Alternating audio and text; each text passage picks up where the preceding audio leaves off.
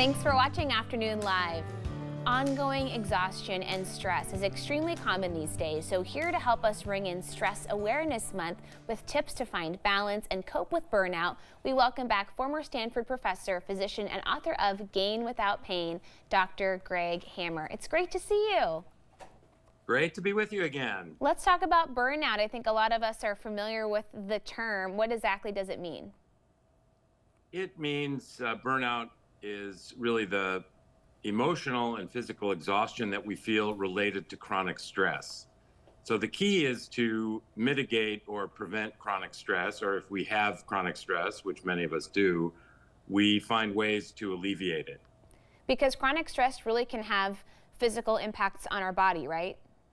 Absolutely. Chronic stress is really one of the drivers of aging and the diseases of aging, which include cardiovascular disease, type 2 diabetes, neurodegenerative disease, and even cancer. So chronic stress, like chronic inflammation, is a driver of aging, and very important that we focus on it. So I'm happy to know that you're doing so with this program. Good, yeah, and there is another vicious cycle that occurs related to sleep, because it can make it tough for us to sleep when we're stressed, but then we feel more stressed about not sleeping. And how do we get ahead of all that?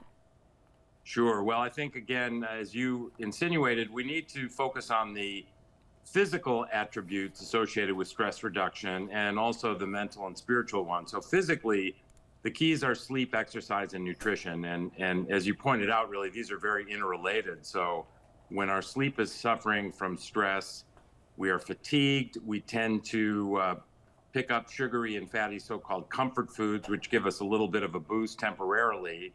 Of course, then we crash, we're too tired to exercise. So as our sleep goes downhill, so does our exercise and diet regimen. So very important to focus on getting these back on the tracks. Yeah, it's really simple, but it's always good to remind ourselves. Do you have simple ways to kind of jumpstart things if you're hoping to get back on track, if you've been leading some unhealthy habits for a while? Sure. Well, I think that there's a handful of fundamentals, and these are things that most people know but often don't practice with regard to sleep, exercise, and nutrition. So, for example, sleep hygiene means going to bed and getting up at about the same time, darkening the room, allowing the room to be cool if possible, not being exposed to that blue light from our screens proximate to the time of going to bed. Possibly, if we're sensitive to caffeine, as I am, not having coffee in the afternoon. Similarly with alcohol, not eating too late. So I think those are a handful plus of recommendations to get our sleep back on track. And then there are a handful of issues with our exercise and nutrition as well. Yeah, how do we get moving? What's a great place to start?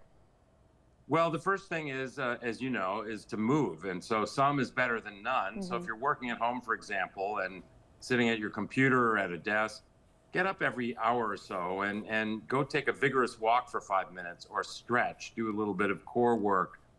Maybe every other hour, get out for 10 or 15 minutes and do a power walk around the block, because that will actually help you focus when you go back to work, but also it represents exercise, and getting your body moving is a great start. And then making those healthy choices about our food. Do we just have to remind ourselves not to cave into the cravings sometimes? Because, you know, after you eat something healthy, you'll feel so much better.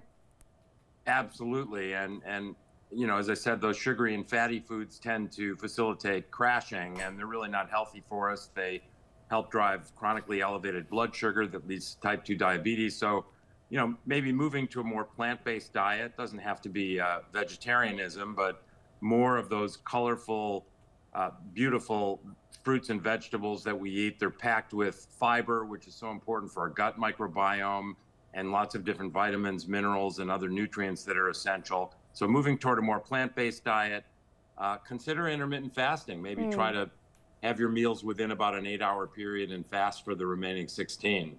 Yeah, a lot of people are finding great results through that. Hey, thank you so much. It was great to see you today. Great to see you again, as always. We'll see you soon. Again, Dr. Greg's book is Gain Without Pain, and we'll have more information on our website at katu.com. We'll be right back with more Afternoon Live right after this.